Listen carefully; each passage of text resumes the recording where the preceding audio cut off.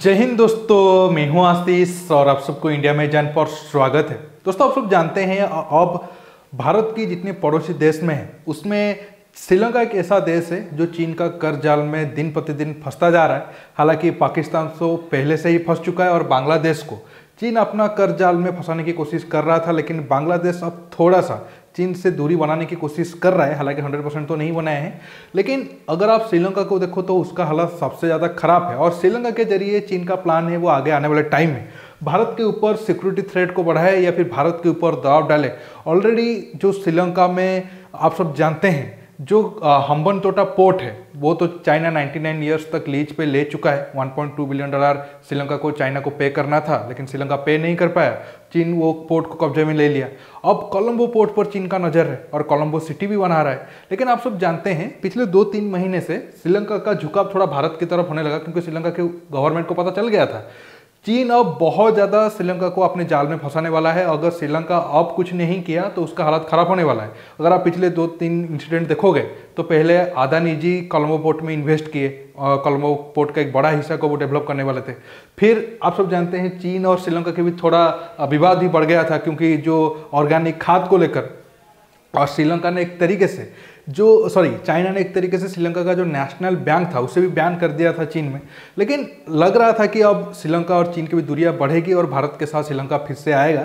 लेकिन अब एक बार फिर से श्रीलंका चीन के सामने सरेंडर कर दिया है और आप एक तरीके से भारत कह सकते हो भारत और जापान को धोखा दे दिया है। जी हाँ, अब श्रीलंका, आप न्यूज का रिपोर्ट देखिए, श्रीलंका अब जो कोलंबो पोर्ट की ईस्टर्न कंटेनर टर्मिनल है वो चीन को फिर से डेवलप करने के लिए दे दिया है। अब आपके मन में सवाल होगा, अगर कोई एक पोर्ट में कुछ हिस्सा को चीन डेवलप कर रहा है तो इससे भारत के लिए क्या खतरा है? और आप सब जानते हैं अदानी जी भी इसी पोर्ट में इन्वेस्ट कर रहे हैं, क्या उनके इन्वेस्टमेंट पर कोई खतरा आएगा? और अब अगर श्रीलंका फिर से चीन के और झुक रहा है तो क्या ये भारत को धोखा देना नहीं है? दोस्तों, ये सारे सवालों पर मैं डिटेल्स में बात करूंगा। जानने के लिए आप आखिर तक ये वीडियो को देखते रहिए और ये टॉपिक पर आने से पहले 40 सेकंड का एक प्रमोशनल वीडियो आप सबके लिए, पहले उसे देख लीजिए, फिर ये टॉपिक पर डिटेल्स में बात करते हैं। दोस्तों, अब मैं टेलीग्राम देख रहा था, वहाँ पर मुझे एक बहुत अच्छा चैनल मिला जिसके जरिए आप पैसा कमा सकते हो। अब आप देखिए, आप आसानी से वो ग्रुप को ज्वाइन कर सकते हो टेलीग्राम में। इसके साथ दोस्तों आप ओलंपिक ट्रेड के जरिए आसानी से पैसा कमा सकते हो। अब आप स्क्रीन पे देखिए, आप देखिए ये ग्राफ कैसे ऊपर नीचे हो रहे हैं। जैसे ही ये ग्राफ ऊपर जाएगा आपको अब पैसा जीतने का चांस बढ़ जाएगा, मतलब आप पैसा जीत जाओगे। अब दोस्तों आप लेट मत करके जो पिन कमेंट में लिंक दिया गया है टेलीग्राम चैनल को ज्वाइन करने का वो ज्वाइन करिए और ओलंपिक ट्रेड को खेलकर आसानी से पैसा जरूर कमाइए।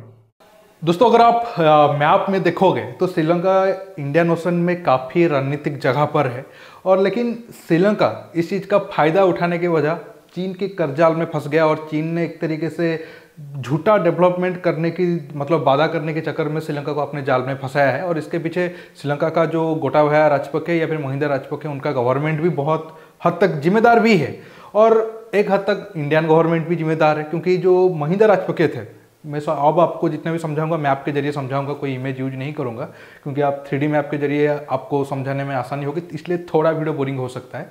मैं थोड़ा इंडिया की तरफ आ जाता हूं, फिर बाकी कोलंबो पोर्ट में जाकर समझा दूंगा कहां पर क्या इंफ्रास्ट्रक्चर प्रोजेक्ट कौन से देश को मिला है और इससे हमें क्या फ़ायदा है और क्या खतरा है।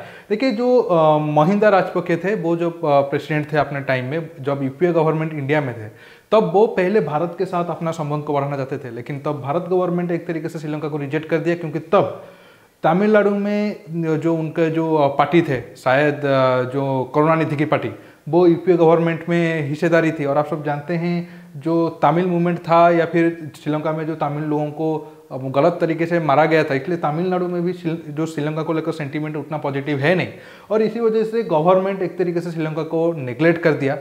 देखिए दोस्तों, नेशनल इंटरेस्ट सबसे बड़ी बात होता है। मेरे हिसाब से तो तब हमें श्रीलंका को 2 टुकड़ा कर देना चाहिए था, जब तमिल मूवमेंट श्रीलंका में बहुत ज़्यादा था। अगर तब नहीं किए तो कुछ तो बीच बचाव करना था। ऐसा नहीं कि हम श्रीलंका को ऐसे एक साइड पे कॉर्नर कर दे ताकि चाइना को मौका मिल जाए अपने वहाँ इन्फ्लुएंस को बढ़ाने के लिए, और वही हुआ भी।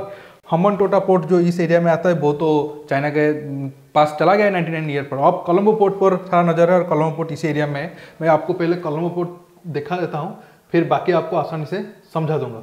दोस्तों, अब सारा विवाद इसी एरिया को लेकर है। एक है कोलंबो पोर्ट और एक है कोलंबो पोर्ट सिटी, और ये सब कोलंबो फाइनेंशियल सिटी भी इसी आसपास के एरिया को ये लोग बोलते हैं। अब क्या है, चाइना को अगर मैं थोड़ा वीडियो को पॉज करके आपको जूम करके बताता हूँ, अब चाइना को कोलंबो पोर्ट में ईस्ट कंटेनर टर्मिनल जो ये वाला एरिया है, ये वाला एरिया को डेवलप करने के लिए मिल गया है।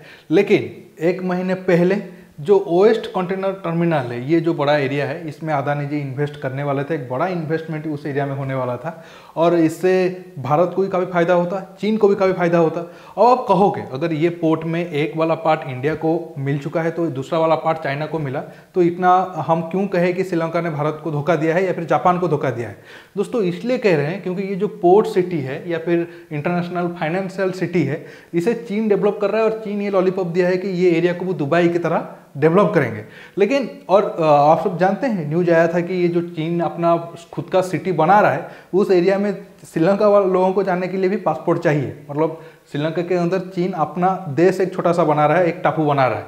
और दोस्तों ये जो ईस्ट कंटेनर टर्मिनल है, पहले ये वाला एरिया भारत को और जापान को मिलने वाला था और जो पिछले गवर्नमेंट थी वो डील को भी लगभग फाइनल कर चुकी थी। लेकिन आप सब जानते हैं चीन डेमोक्रेटिक कंट्री में हर एक रूल अप्लाई करता है जो वो अपने देश में नहीं होने देता है या फिर बैन कर देता है। आप सब जानते हैं डेमोक्रेटिक कंट्री में प्रोटेस्ट करना एक बड़ा हक है।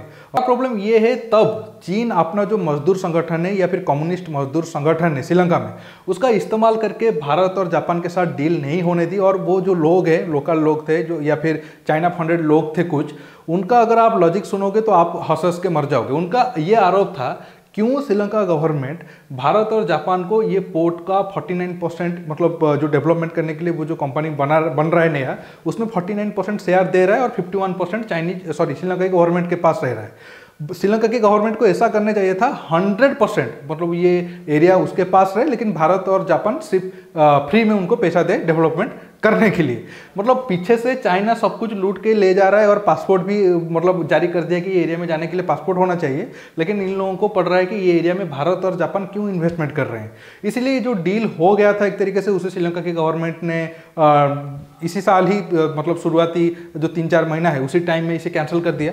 लेकिन बाद में एक महीने पहले अदानी जी को ये वाला एरिया दे दिया गया था डेवलप करने के लिए, जो वेस्ट कंटेनर टर्मिनल है। इससे ये अंदाजा लगाया जा रहा था कि ये वाला डील भी भारत और जापान को मिल जाएगा।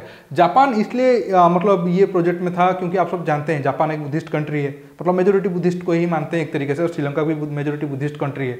तो एक तरीके से एक सॉफ्ट इमेज है मतलब जापान का। लेकिन चाइना अपना जाल बिल्कुल मतलब श्रीलंका की गवर्नमेंट से लेकर मतलब उनके लोगों के अंदर बैठा के रखा है। जैसे आप एक एग्जांपल भारत का ही ले लो, भारत में ही कुछ लोग एनजीओ के नाम पर ये विरोध कर रहे थे उत्तराखंड में सड़क ज़्यादा वाइड मत करो, क्योंकि जबकि सेना को जाकर सुप्रीम कोर्ट में कहना पड़ा कि अगर सड़क ज़्यादा वाइड नहीं होगी तो हम ब्रह्मोस अग्नि जैसे बड़े बड़े मिसाइल को कैसे सीमा पर लेकर जाए। ऐसा ही उनका इकोसिस्टम काम करता है। आप ऊपर से देखोगे आपको कुछ पता नहीं चलेगा, लगेगा कि नहीं ये तो बहुत अच्छा काम मतलब अच्छा बात कर रहे हैं, इन्वायरमेंट की बात कर रहे हैं। या फिर अगर आप श्रीलंका को एग्जाम्पल ले लो, लगेगा कि नहीं उनका जो मजदूर संगठन है वो अपनी देश हित में बात कर रहे हैं। वो तो कह रहे हैं हम अपनी जमीन को क्यों किसी या फिर हम अपनी जो सरकारी संपत्ति है उस पर क्यों किसी और देश को मतलब उसमें शेयर दे या फिर वो खरीद कर वहां पर इन्वेस्ट करें। लेकिन उनका असली मकसद क्या है अब आपको पता चल गया होगा। तो अब दोस्तों ये जो एरिया अब चीन को मिला है, तो इस टोटल एरिया में अब चीन का दबदबा बढ़ जाएगा। एक तो ये पोर्ट सिटी पहले से चीन के पास जा चुका है और एक जो पोर्ट वाला एरिया था वो भी बिल्कुल 50% आप मान के चलो कि अब चीन के कंट्रोल में गया।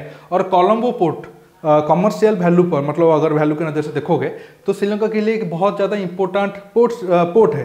अगर वहाँ पर भी अब चीन का इन्फ्लुएंस बढ़ गया तो आगे आने वाले टाइम में श्रीलंका को ही मुश्किल होने वाला है। इसके साथ साथ भारत को भी मुश्किल होगा, क्योंकि हमारे पड़ोसी में चीन का इन्फ्लुएंस जितना ज़्यादा होगा वो हमारे लिए खुश की बात नहीं है, वो हमारे सिरदर्द बढ़ाने वाली बात है। अब देखना होगा हमारा गवर्नमेंट इसके बाद क्या स्टेप लेता है। और दोस्तों हमारे लिए भी कुछ करने के लिए बहुत बचा ही नहीं है। हम कोशिश किए थे श्रीलंका को एक तरीके से अपने पास लाकर या फिर उन्हें कर्ज जाल में मुक्त करने के लिए। अगर उसे खुद ही सुसाइड करने की मन है तो हम कुछ ज़्यादा कुछ उसमें नहीं कर सकते हैं। बाकी देखना होगा क्या आगे इस एरिया में और क्या क्या नया चीज़ें डेवलपमेंट होता है। जो भी कुछ बड़ा चीज़ होगा मैं आपको जरूर बताऊंगा। दोस्तों आज के टॉपिक में बस इतना ही। आपको ये वीडियो कैसा लगा नीचे कमेंट बॉक्स में जरूर कमेंट करके बताइए। और ये वीडियो को ज़्यादा से ज़्यादा लाइक शेयर करने के साथ साथ आप मेरे चैनल को सब्सक्राइब करिए और सब्सक्राइब बटन के पास जो बेल आइकन है उसे प्रेस करिए ताकि आगे आप मेरे आने वाले वीडियो को मिस ना कर सके। दोस्तों रुकता हूँ, बहुत जल्द और एक नया टॉपिक के साथ मिलूंगा। नमस्कार, जय हिंद।